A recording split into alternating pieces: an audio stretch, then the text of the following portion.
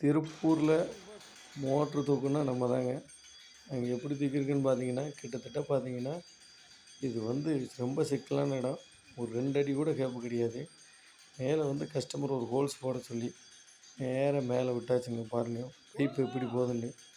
உங்கள் வீட்டில் இந்த மாதிரி மோட்ரு ஏற்றி இறக்குன்னா நம்மளை கான்டாக்ட் பண்ணலாங்க. இது 2, 3 பேர் வந்து பார்த்துட்டு முடியாதுன்னு சொல்லிட்டு போயிட்டாங்க. அதனால் கஸ்டமர் 2 நாளாக வந்து நம்ம வெயிட் பண்ணிக்கிட்டே இருந்தார். 2 நாள் வெயிட் பண்ணால் 2 நாள் யாரும் கிடைக்கல. அப்போ நம்ம கஸ்டமர் நம்மளுக்கு தெரிஞ்ச கஸ்டமர் யாரோ நம்பர் கொடுத்துருப்பாங்க போல. அதனால் வந்து நம்ம தூக்க வந்தாச்சு. பாருங்கள், இது 10 அடி நின்று தூக்கவே முடியாதுங்க கண்டிப்பாக. ஏன்னா ஒரு ஆள் உட்கார்றதுக்கு இடம் கூட கிடையாது. அப்படி ஒரு இடம்.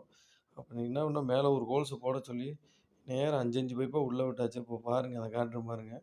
கார்த்தியும் விவேக்கும் தூக்கியிருக்காங்க மேலே. பாருங்கள் எப்படி தூக்கியிருக்குன்னு. கிட்டத்தட்ட பார்த்தீங்கன்னா ஒரு 5, 5 பைப்பாக கழட்டி போட்டாச்சு. இது வந்து ஒரு 600 அடி போரு. உங்களுக்கு மோட்ரு ஏற்றி இறக்குன்னா நம்மளை கான்டாக்ட் பண்ணலாங்க.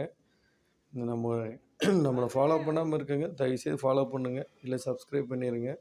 நம்ம இன்ஸ்டாகிராம்லேயும் இருக்கோம். நம்மளை வந்து இன்ஸ்டாகிராமில் தான் பிடிச்சிருப்பாரு இந்த கஸ்டமரு. நான் தெளிவாக பண்ணி கொடுத்தாச்சு. கஸ்டமருக்கு ஒரே ஹேப்பிங்க. இது என்ன ஆயிருந்துச்சுன்னா, மண் பிடிச்சிருந்துச்சி. 3 பேஸ் மோட்டரில் மண் வந்து பிடிச்சி ஸ்டக் ஆகி நிற்கிறது ரொம்ப அரிதுங்க. ஆனால் இதில் வந்து இப்படி தான் ஆயிடுச்சு. ஒரு வழியாக மோட்டர் நம்ம ஏற்றி இறக்கி கொடுத்தாச்சு. கஸ்டமருக்கு தண்ணி எடுத்து விட்டாச்சுங்க. கிட்டத்தட்ட பார்த்தீங்கன்னா 4 லோடு தண்ணி வாங்கி ஊற்றிருப்பாரு.